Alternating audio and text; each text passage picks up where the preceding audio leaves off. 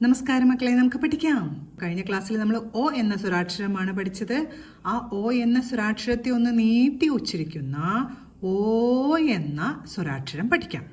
ഓ എന്നത് 12ാമത്തെ സ്വരാക്ഷരമാണ്. ഈ ഒ എന്ന സ്വരാക്ഷരത്തിന്റെ കൂടെ ആയുടെ ചിഹ്നം കൂടെ ചേർക്കുമ്പോൾ ഓ എന്ന് നമുക്ക് നീട്ടി ഉച്ചരിക്കാം. ഓ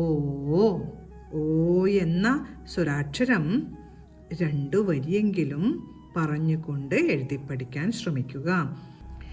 ഇനി നമുക്ക് ഓ വരുന്നതായ വാക്കുകൾ എഴുതാം. ആദ്യം നമുക്ക് ഓണം എന്നെഴുതാം. ഓണം. അതിനായി ഓ വരച്ചു, തൊട്ടടുത്തായി ആയുടെ ചിഹ്നവും വരച്ചു. ഓ ണം എന്നെഴുതണം. ന എഴുത്തി അമ്മിൻ്റെ ചിഹ്നവും വരച്ചു. നം. ഓണം. ഓണം. അടുത്ത് നമുക്ക് ഓയിൽ എന്നെഴുതാം. ഓയിൽ. ഓയിൽ. ഓ എന്നെഴുതാനായി ഓ വരച്ച് ആൻ്റെ ചിഹ്നം വരച്ചു. ഓ യിൽ. യായാണ് കേൾക്കുന്നത്. യാ വരച്ച് ഈയുടെ ചിഹ്നം വരച്ചു.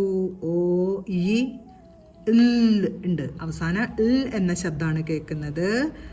ഇൽ എന്നും കൂടെ വരയ്ക്കണം. ഓയിൽ. ഓ ഈ എന്ന് പറയുമ്പോൾ യായുടെ കൂടെ ഈ ചേർത്ത് ഉച്ചരിക്കുമ്പോഴാണ് ഈ വരുന്നത്. ഇവിടെ എൽ എന്ന ശബ്ദമാണ്, അതുകൊണ്ടാണ് നമ്മൾ എൽ എന്ന ചില്ലക്ഷരം വരച്ചത്. ഓ ഈ ഓയിൽ. ഓയിൽ.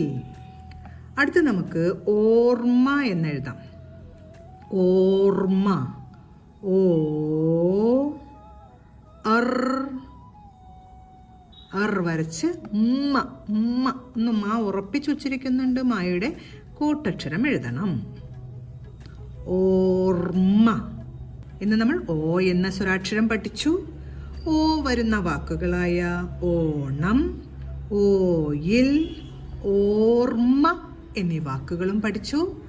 നമ്മൾ ഇന്ന് പഠിച്ച ഓ എന്ന സ്വരാക്ഷരവും ഓ വരുന്നതായ ഈ വാക്കുകളും പറഞ്ഞുകൊണ്ട് എഴുതി പഠിക്കാൻ ശ്രമിക്കണം. ഒരു 10 പ്രാവശ്യമെങ്കിലും പറഞ്ഞുകൊണ്ട് എഴുതി പഠിക്കാൻ ശ്രമിക്കണം. അടുത്ത ക്ലാസ്സിൽ കാണാം മക്കളെ. നമസ്കാരം.